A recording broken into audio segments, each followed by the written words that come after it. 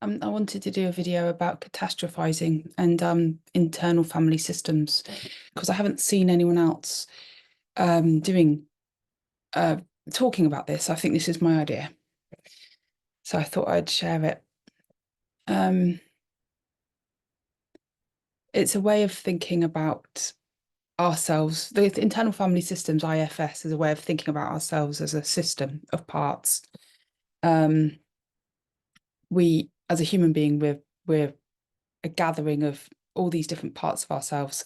Each of those parts has parts and a self as well. So this human system is a bit like a fractal that just keeps on going, except it's not replicating the exact same thing again and again. It's all unique parts, all put together, creating this human being. And then obviously then we're a system of many humans on Earth and many other aspects of creation on Earth as well.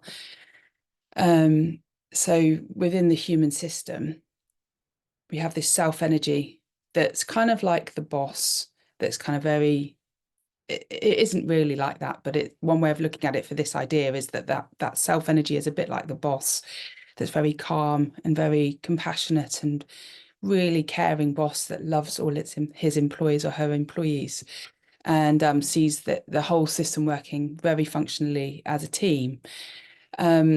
So that all the different parts of ourselves then would be this team that come together to work towards the goal of running our company, which is the human being that we are.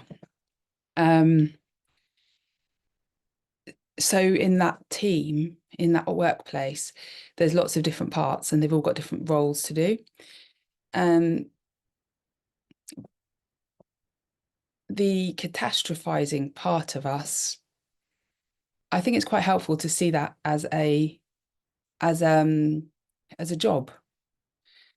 And that person who does the catastrophizing is doing a really great job of working out the worst case scenarios.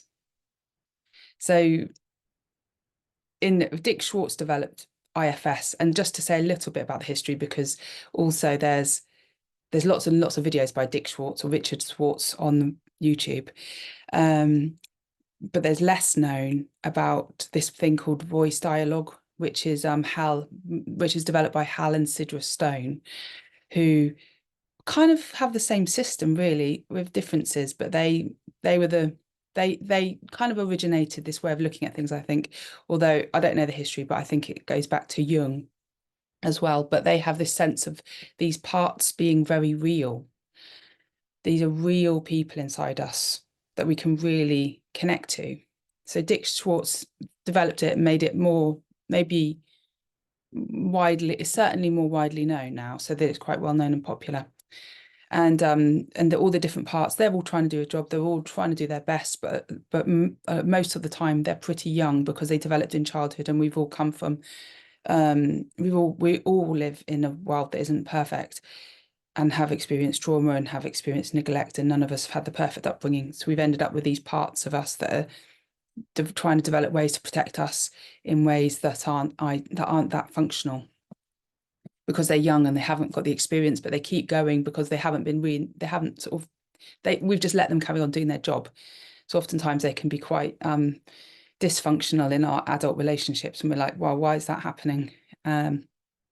And it's just this part of us that's still playing out some patterns that it learned to do for the best to protect us when we were younger. So this catastrophizing part is doing exactly that. It's seeking out the worst case scenarios, and we can see that part. It's not necessarily there to try and scare us or try and stop us from doing things. You know, all it's doing is seeking out worst case scenarios so that we can potentially guard against them or prevent them happening. It's working really hard and it's trying its best to protect us. If we let it be in control, then it's if it's not, its job isn't to make decisions about what to do about that catastrophizing. Its job just to come up with the catastrophes, which is fantastic. Like in a business, the boss will say, like, catastrophizing part, and we're going into this really potentially risky new area.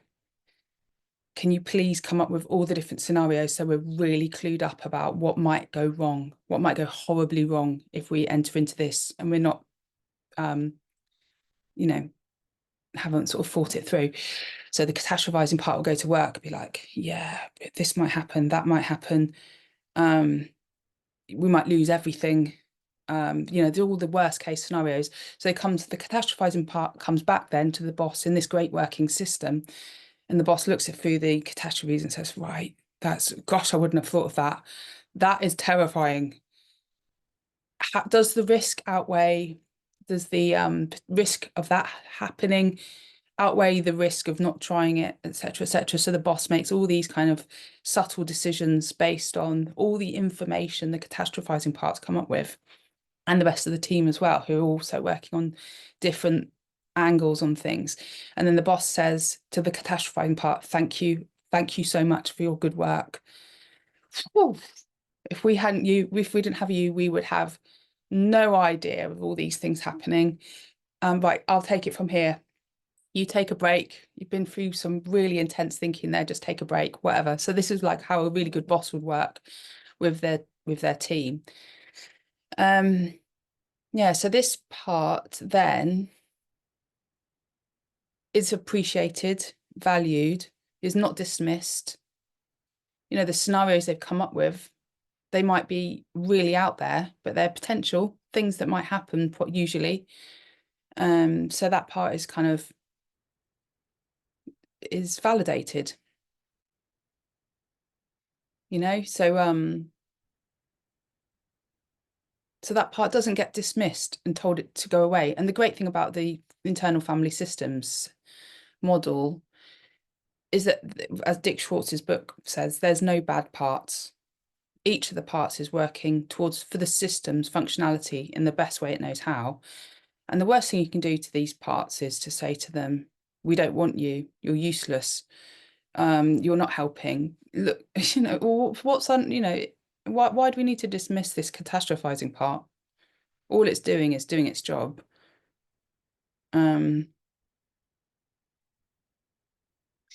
It's just doing its job.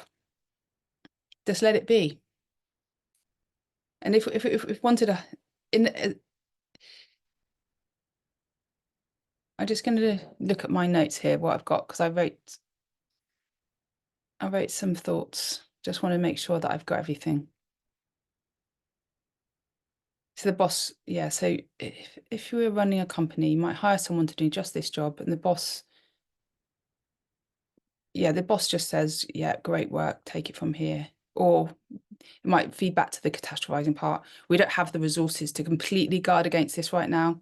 However, it's so statistically unlikely. I think we should leave that concern aside and move forward anyway, or any other executive decision. And the boss part would be this kind of self energy that Dick Schwartz talks about, that really holds the whole space in a really compassionate way. Yeah, and obviously as something that's really important for people who do end up catastrophizing, it's so important to know that just because someone's thought out a scenario like a so-called catastrophizing, they've noticed a potential catastrophe, it doesn't mean it's going to happen. It's you know, that part of you that's thinking those things doesn't make it happen. You know, making that part go away doesn't stop the potential for catastrophic things happening. So just let it be. It's fine. There's nothing, you know, all it's doing is thinking through some scenarios.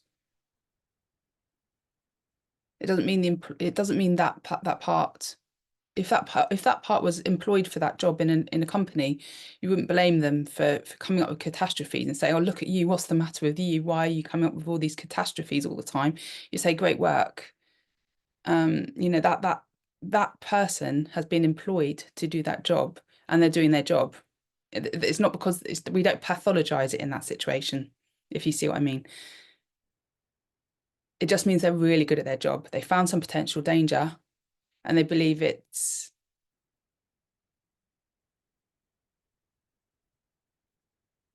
good to be forewarned. Forewarned is forearmed. And then we take it from there. okay, team, I want you to get on the case of that. That's a really great catastrophe. How about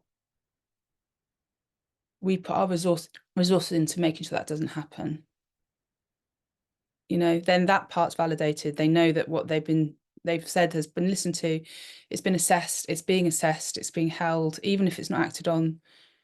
There's good reasons why that is. So that's IFS and catastrophizing. And I haven't really heard that it's said like that about catastrophizing before. So I wanted to share that idea, hopefully helpful.